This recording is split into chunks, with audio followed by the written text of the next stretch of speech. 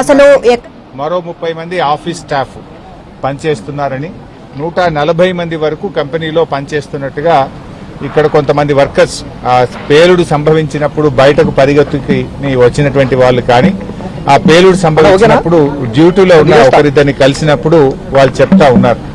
దాదాపు 140 మంది వరకు కంపెనీలో ఆ నిమిషానికి పనిచేస్తున్నారని. 4 అంతస్తుల భవనం కుప్పకూలిపోయింది. కంప్లీట్ స్లాబ్ అంతా కూడా పడిపోయి నేలమట్టం అయిపోయినటువంటి పరిస్థితి ఉంది.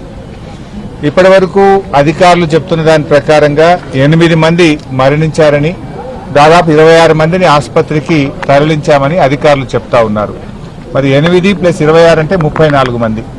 అంటే మరి ఇప్పుడు వర్కర్స్ చెప్తున్న దాని ప్రకారంగా 140 మంది కంపెనీలో ఆ నిమిషానికి పనిచేస్తున్నారని. అందులో నుంచి ఎంతమంది బయటకు రాగలిగారు, ఎంతమంది ఆ స్లాబ్ల కింద ఉండిపోయారు అనేది అర్థం కానటువంటి పరిస్థితి ఉంది. నేను ఇక్కడికి వచ్చినప్పుడు ఒక 2-3 కుటుంబాలు ఇక్కడికి వచ్చారు. ఉదయం మా నాన్నగారిని నేను 8 గంటలకు ఇక్కడ దించాను. అబ్బాయి పేరు ఏమో చెప్పాడు. 8 గంటలకు మా నాన్న రామాంజనేయులు మా నాన్నగారిని ఇక్కడ దించాను. నాకు ఇక్కడ ఎవరూ ఏమీ చెప్పడం లేదు, మా నాన్న హాస్పిటల్లో ఉన్నాడా లోపల ఉన్నాడా నాకేమీ తెలవడం లేదు అని ఆ అబ్బాయి చాలా కేశవ్ ఆవేదన వ్యక్తం చేస్తా ఉన్నాడు.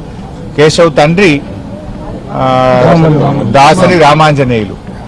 అలాగే ఒక బీహార్కు చెందినటువంటి వ్యక్తి నా బావమరిది చౌదరి లోపల ఉన్నాడు. నా బావమరిదికి ఏమైందో నాకు తెలియడం లేదు, అధికారులు లోపల రానివ్వట్లేదు, పోలీసులు ఆపేస్తా ఉన్నారు, మాకేం అర్థం కావడం లేదు అని చెప్తా ఉన్నారు.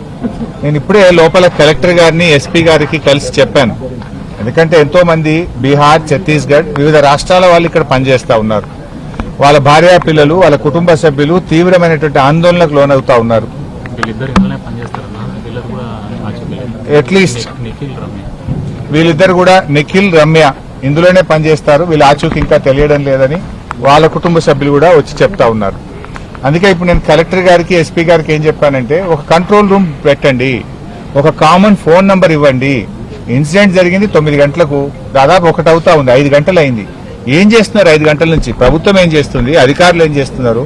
ఇంత పెద్ద ఇన్సిడెంట్ ఈ ప్రాంతంలో జరిగితే ఒక కంట్రోల్ రూమ్ పెట్టి ఒక ఫోన్ నంబర్ను పెట్టి ఎవరైనా ఫోన్ చేస్తే ఇగో పలానోళ్ళు పలానా హాస్పిటల్లో ఉన్నారు, పలాని వాళ్ళు చనిపోయి పోస్ట్ మార్టం దగ్గర ఉన్నారు, ఇంకా మిగతా వాళ్ళ వివరాలు తెలవాల్సిన అవసరం ఉంది, తీసుకోవాలన్నా వద్దా? ఇప్పుడు ఒక 4-5 నాకే కలిస్తే నేను తీసుకెళ్లి అక్కడ కలెక్టర్ గారికి, ఆర్డీఓ గారికి కల్పించాల్సిన పరిస్థితి ఏర్పడ్డది. ఎంత ఇర్రెస్పాన్సిబుల్ గా ప్రభుత్వము ఈ అధికార యంత్రాంగం పనిచేస్తుందంటే ఇది నిజంగా చాలా బాధాకరం. ఒకవైపు ఎన్డీఎస్ఆర్ఎఫ్ బృందం అద్భుతంగా లోపల పోయి పనిచేస్తున్నారు, వాళ్ళను మనం అభినందించాల్సిందే. కానీ రెవెన్యూ యంత్రాంగము, జిల్లా యంత్రాంగం ఏం చేస్తున్నట్టు? బయట నేను ఇప్పుడు చెప్పాను, ఒక టేబుల్ పెట్టుకోండి, ఒక చిన్న హ్యాండ్ మైక్ పెట్టుకోండి, ఓ 2 తహసీల్దార్లను 2 ఎస్ఐలను ఆడ కూర్చోబెట్టండి, ఓ లిస్టు దగ్గర పెట్టుకోండి, ఎవరెవరు ఏ హాస్పిటల్ పంపించమంటే ఒక లిస్టు పెట్టుకోండి, చనిపోయిన వాళ్ళది ఒక లిస్టు పెట్టుకోండి, అసలు డ్యూటీలో ఎంతమంది ఉన్నారో, ఆ రోజు మార్నింగ్ షిఫ్ట్ కి ఎంతమంది పంచ్ చేస్తున్నారో అటెండెన్స్ లిస్ట్ ఒకటి పెట్టుకోండి. అంటే డ్యూటీ ఎంతమంది పని చేసిండ్రు, అసలు డ్యూటీలో ఎంతమంది ఉన్నారంటే ఒక్కొక్కరు ఒక లెక్క చెప్తున్నారు. కలెక్టర్ది ఒక లెక్క ఉంది, ఎస్పీది ఒక లెక్క ఉంది, ఇంకొకరిది ఇంకో లెక్క ఉన్నది.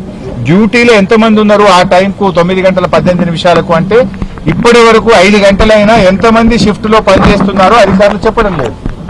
అసలు ఏ వివరాలు కూడా లేకుండా బాధ్యతారహిత్యంగా పనిచేసినట్టు కనబడతా ఉంది. మరి ఇది రాష్ట్రంలో కార్మిక శాఖ మంత్రి ఏం చేస్తున్నట్టు, మరి ప్రభుత్వం ఏం చేస్తున్నట్టు? కనీసం ఒక టోల్ నంబర్ ఇయ్యరా, ఒక టోల్ ఫ్రీ నంబర్ ఇచ్చి ఈ నంబర్కి ఫోన్ చేయండి అని చెప్పొచ్చు కదా. లేదు, కనీసం చాలా మంది కుటుంబ సభ్యులు ఇక్కడికి వచ్చారు, వాళ్ళు ఎవరిని కలవాలి? పోలీసులు నూకేస్తున్నారు. మా బావ ఏమైంది, నా భర్తకి ఏమైంది, నా బావమర్దికి ఏమైంది, మా తమ్మునికి ఏమైంది అని ఏడుస్తున్నారు. వాళ్ళు ఎవరిని కలవాలి, ఎక్కడ కలవాలి? కనీసం ఒక కంట్రోల్ రూమ్ పెట్టరా, ఓ 2 తహసీల్దార్లను కూర్చోబెట్టే బాధ్యత లేదా మీకు? ఓ హ్యాండ్ మైక్ పెట్టుకొని ఇక్కడ రండి బాబు అని సెట్లో చెప్పి ఎవరు ఫ్యామిలీ మెంబర్స్ వచ్చినా అది రాసుకుంటే అర్థమవుతుంటుంది రేపు